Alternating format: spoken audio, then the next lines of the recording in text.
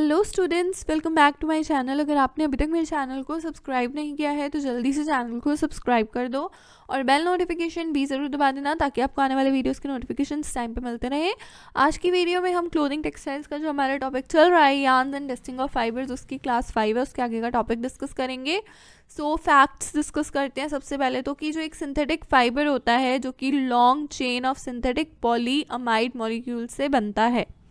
तो यहाँ synthetic fibre की बात हो रही है कि जो सिंथेटिक फाइबर्स होता है वो long chain of synthetic polyamide molecule से बनता है। नेक्स्ट है कि there are two main fibres होते हैं, फाइबर टाइप्स होते हैं। पॉलीअमाइड 6 जो यूजुअली मार्केटेड होता है under the Perlon name and polyamide 6.6 होता है ऑफन, जिसको हम 6 भी रेफर करते हैं, वो रेफर होता है as a nylon two as nylon.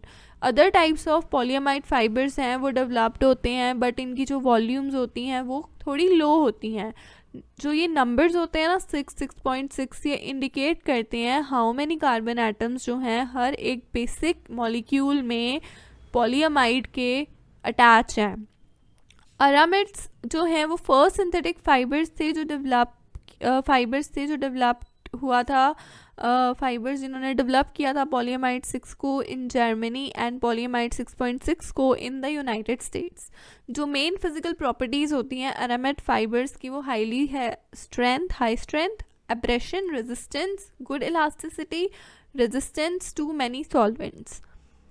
Chemical test की बात करते हैं। हमने लास्ट वीडियो में पढ़े थे feeling test, burning test and technical test, microscope test पढ़ा था अंडर टेक्निकल टेस्ट। अब हमारे पास में आता है हमारा केमिकल टेस्ट। केमिकल टेस्ट जो फाइबर आइडेंटिफिकेशन के लिए होता है हम उससे कंडक्ट करते हैं इक्विप्ड लेबोरेटरीज में, लाइक लेबोरेटरी होएगी, लैब होएगी, उसमें इक्विपमेंट्स पड़े होंगे जो वेल इक्विप्ड होगी। दो प्राइमरी मेथड्स हैं इसमें। सबसे पहला है स्टेन मेथड। स्टेन टेक्निक जो है वो यूज़ करती है एसिड डिफरेंट फैब्रिक्स जो है वो यहाँ आइडेंटिफाई होते हैं, उनके फाइबर कंटेंट यहाँ आइडेंटिफाई किए जाते हैं। मोस्ट जो फाइबर्स हैं 2 कलर रिएक्शंस होती हैं उनकी जब हम उन्हें स्टेन से ट्रीट करते हैं। तो फाइबर स्टेन किया जाता है डाइल्यूट एसिटिक एसिड के द्वारा। इट बर्न्स, वो बर्न करता है, एक स्पेसिफिक कलर उसमें आ जाता है। सेम फाइबर को जब हम स्टेन करते हैं with mild alkali like soda carbonate तो वो डिफरेंट कलर में बदल जाता है, again specific to that fibre only. Acetate change करता है to light green colour. When acetic acid को हम यूज़ करते हैं तो ऑरेंज कलर आ जाता है जब हम डाइल्यूट कार्बोनेट को यूज़ करते हैं। लाइक यहाँ कहने का मतलब है कि लाइट ग्रीन कलर आएगा जब आप एसिटिक एसिड के साथ ट्रीट कराओगे और ऑरेंज कलर आ जाएगा जब आप डाइल्यूट कार्बोनेट के साथ ऑफ सोडा के साथ ट्रीट कराएंगे। सिमिलरली जो नाइलॉन है वो बीजी टर्न हो जाता है in one and bright red colour का हो जाता है in other. As double testing is done in this method, इसमें डबल टेस्टिंग होती है क्योंकि 2 बार हम रिएक्शन करा रहे हैं तो it is sometimes refer to as, इसको डबल बैरल्ड स्टेन इंडेंटिफिकेशन कहते हैं। फिर है सॉल्वेंट मेथड। जो वेरियस सॉल्वेंट्स होते हैं हम उनको यूज़ करते हैं इस मेथड में डिस्टिंग्विश करने के लिए कि एक फाइबर दूसरे फाइबर से कितना अलग है। However there is no single solvent या केमिकल नहीं है जो हम यूज़ कर सकें। सभी फाइबर्स पे अलग अलग सॉल्वेंट्स, अलग अलग केमिकल्स होते हैं तो ये डिफ़िकल्ट हो जाता है कि हम सॉल्वेंट मेथड्स को यूज़ करें इन view of fibres that have similar, जिनके सिमिलर केमिकल कैरेक्टरिस्टिक्स होते हैं तो हम उन पे एक ही सॉल्वेंट नहीं यूज़ कर सकते।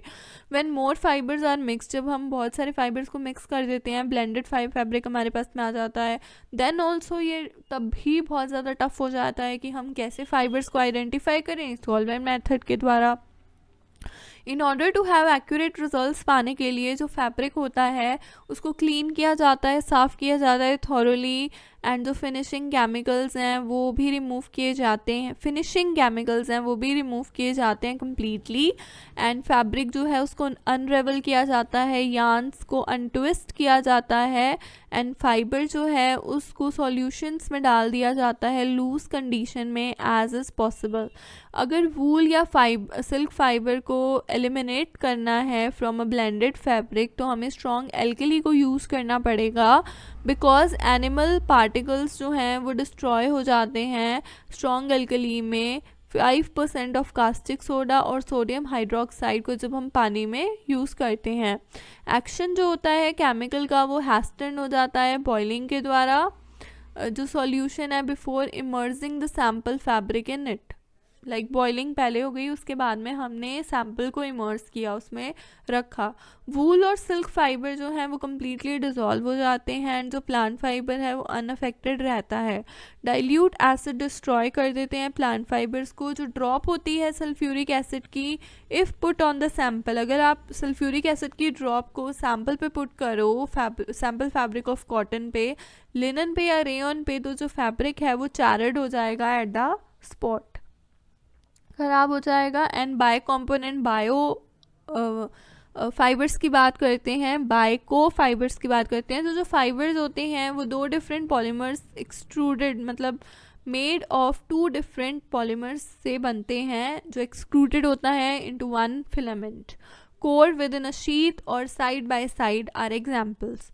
One type of bio component fibre produce होता है 2 पॉलीमर्स को यूज़ करके। So chosen that one component soften होगा लोअर टेम्परेचर पे to act as a binder के रूप में वो काम करेगा, वाइल जो दूसरा कंपोनेंट है वो वेब स्ट्रक्चरल इंटीग्रिटी को मेंटेन करेगा। Second type of bio component fibre जो है वो स्प्लिटेबल होगा and with the same form of mechanical energy apply की जाएगी, such as the hydro entangle technology द्वारा will separate into finer fibres में वो सेपरेट होगा।